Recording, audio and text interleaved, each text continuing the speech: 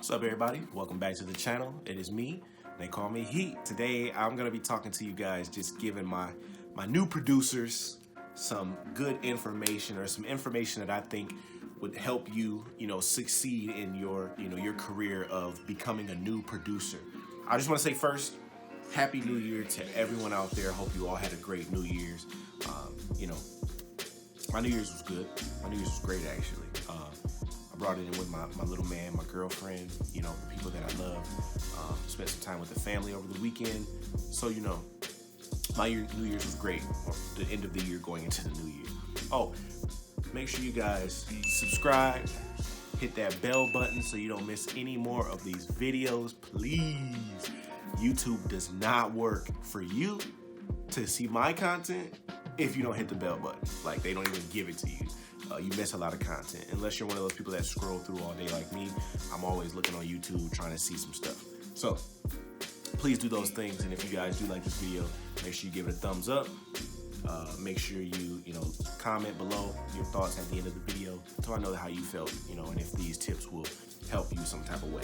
So let's get into it. So I'm gonna give you guys a quick 3 tips just to kind of help you. There's many more tips that I could give. There's much more information that I give, but I want to keep this short and sweet, straight to the point for you guys. First of all, when you're starting off being a music producer or anything that you're doing in your life, whether you're a music artist or a producer, one of the things is that, starting out, you're always going to have the urge of imitating and becoming, like listening to your favorite producers or listening to your favorite rappers and studying them and doing what they do and just mimicking. That's one of the first things that I want to talk about is mimicking. Always mimic your favorite producers or favorite rapper at the beginning of your career or your path, because what it does for you is it teaches you how to, for one, if you're copying your favorite producer or artist, what you're doing is you're learning what's called structure. You're learning wordplay. You're learning different sounds to put in your beats. The way that sounds work together. Copying those beats and then stripping them down and listening and saying, okay, now I see why this person put this piano over this pad, or now I see why they put this pad over these strings or this lead over this piano, because it sounds good together. I see how, those frequencies mesh together now. I understand. And over time, you'll start understanding and learning how you can incorporate that and make your own type of sound. Not necessarily copying anymore. You get away from the whole copying thing. You push that to the side. And it becomes something that you just do naturally because you took the time to study. For me, I studied the Dr. Dre, right? That's something I did early on, is I studied the Dr. Dre. Early on, I studied the Dr. Dre. I studied the J Dillas. I studied the Mad Libs and the Pharrells. And I studied the way that Dr. Dre did his drum pattern. So simple. But then I studied the way he did his chords as well.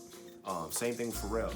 I studied the way that the sounds he uses, how basic he keeps those sounds. He doesn't look for big, dreamy, reverb, delayed out, pads or anything like that. He looks for simple synths that go together, and he can do simple chords. Well, simple for him, but not simple for us, because, he knows a specific chord pattern or whatever. So that's just my thing, especially when it comes to an artist. You know how to start writing in 16 bars, and you start knowing what a hook is. There's so many different ways and things that you'll learn from mimicking your favorite producer, your favorite artist. So I always say mimic. Mimic, that's the first step. Number 2, believing in yourself. Believing in yourself. Early on, people will tell you, hey, find a job, work hard, retire, things like that. And that's fine, you know what I'm saying? Like, you don't necessarily have to follow someone else's path, because one thing that I always tell my people and my friends around is that no one else can live your life or will live your life for you.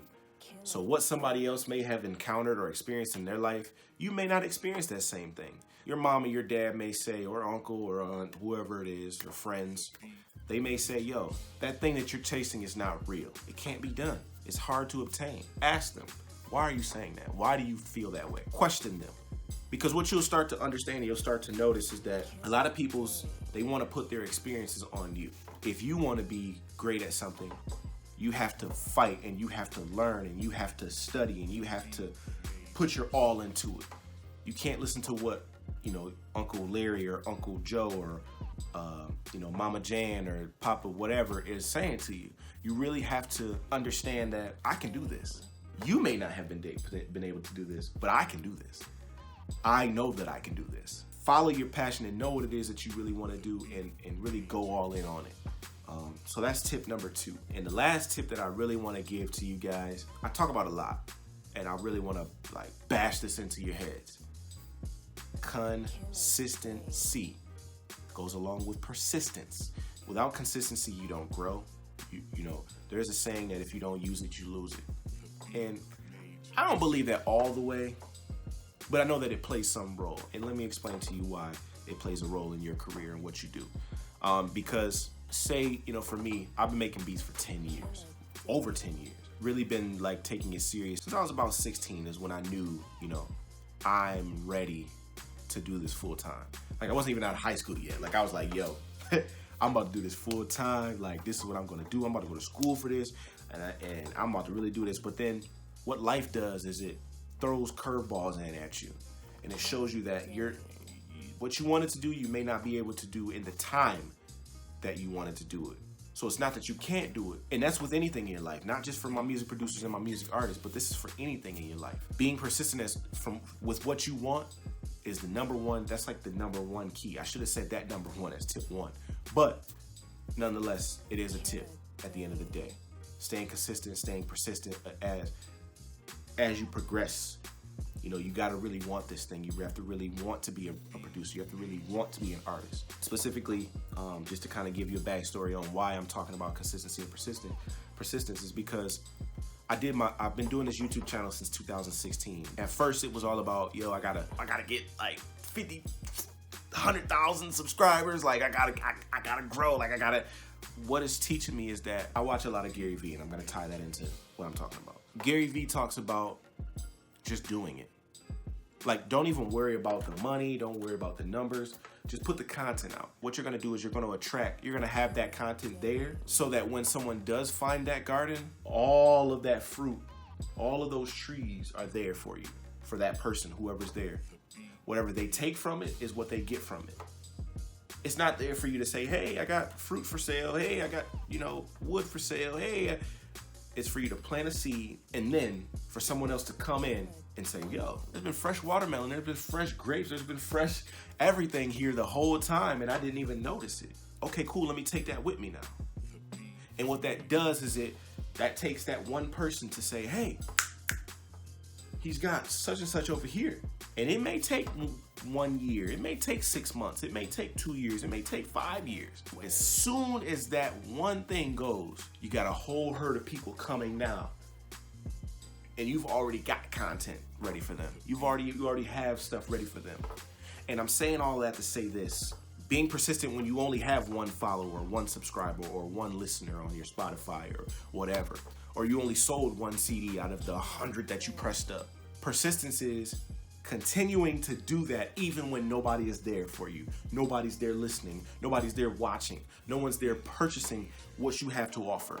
Being persistent means that you'll keep going when you don't even see the light at the end of the tunnel. You just know that there's a light at the end of the tunnel. I don't want to talk too long because I don't want to, go too crazy. I wanted to make sure that I gave you guys this information, these tips that you need to start off being a new music producer or being a new music artist. So I hope this information, these 3 tips, helps you guys to kill 2019. I want all of you guys to kill it. And what I want you to do is comment below and tell me something that you started for 2019 that you want to pursue, or something that you've been doing for a while and you want to go totally hard on it. I want to know what you guys are working on and what you guys are doing. So comment below and make sure you let me know what it is that you're working on for 2019 and beyond, not just 2019. What did you start previously that you said, you know what, in 2019, I'm going hard on this? For me, it's really giving you guys more content and staying consistent with the content and growing this audience. It's not just about the money. It's really about helping you guys grow while I'm growing at the same time. So again, I hope you guys like this video. Make sure you like, make sure you comment, make sure you subscribe. Please hit that bell button too. And until next time, y'all, make sure y'all follow me. And peace. Happy New Year's.